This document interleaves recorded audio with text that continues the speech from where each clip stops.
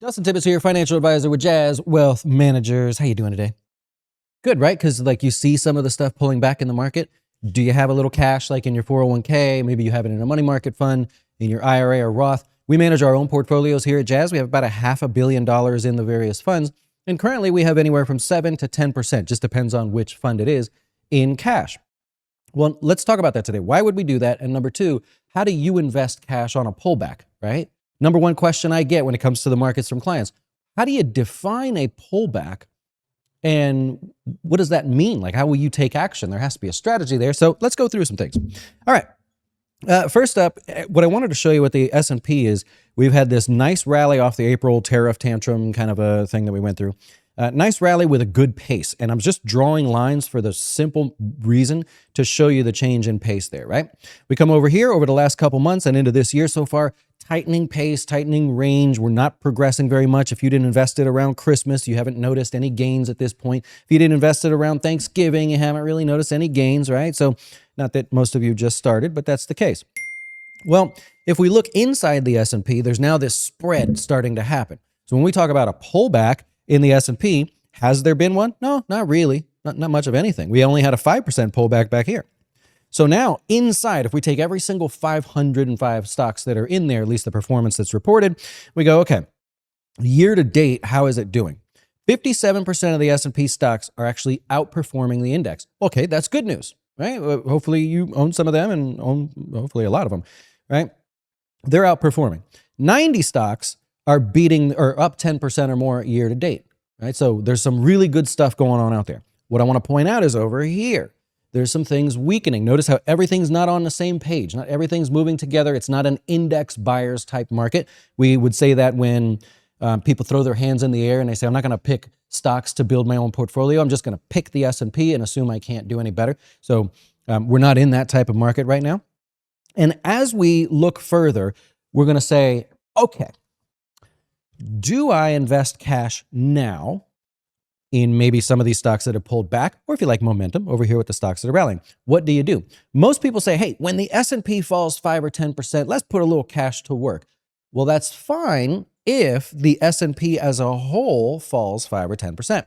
Usually news-driven, short-term fear sort of things that happen.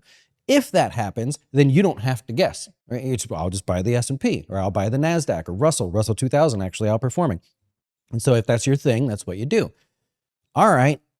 What do you do if the market doesn't pull back, right? And it goes sideways like it's doing now? There are still things to look at. For example, if we look at the S&P 500 sectors, there are now just over 10 stocks in the tech sector that are down 10%. There are now, as of today, when we're doing this, there's 8 stocks that are in the industrial sector that are down over 10%. And you can see as you work your way through here, utilities has no real representation. They're actually killing it. Real estate, materials, energy, just a stock or two that are down 10%. So if you were to look at it this way, I'm not saying that this tells you, hey, I'm going to go buy tech stocks right now. But if you look inside, you go, hey, I got pullbacks here. I got pullbacks here. I got pullbacks here. Not as many and whatever. I'll take a look over here. Now, in the technology sector, what you have is that software, right? You could use the IGV. I'm going to use it here just to make it simple for my next explanation. But if you look at something like the IGV, it's down 20% just this year. So if you like software, that AI play, sort of that, they call it expanded software sector industry, then you go, okay, well, that's a discount. The market didn't pull back, but there's opportunity. You could dive in further and go, well, inside the IGV, we have all the components that make it up. The average decline inside that software industry is about 40%. You can see it at the bottom there. If you look at the biggest components there, all but 3 of them are down more than 10%. Pullbacks. Now, that's sort of hyper-focused, right? I'm saying, okay, you are focused in on software in this case, but I'm using one example. We have a market that doesn't look like it's pulling back. It's not helping us. We look inside the market, we find that, yeah, there's a bunch of stuff that's actually pulling back. We look by sector and go, ooh, over here is more choices, technology, et cetera. Then we go inside of that and say, oh, wow, look, there's all these other choices that maybe you want to add to your portfolio. There are a lot of popular names that I get questions on in my email constantly. Salesforce, which I don't know if you saw, Salesforce is pushing 50%. MicroStrategy, Atlassian, Oracle, Zscaler's in there. As far as stocks that have pulled back, Palantir, also very popular, CrowdStrike.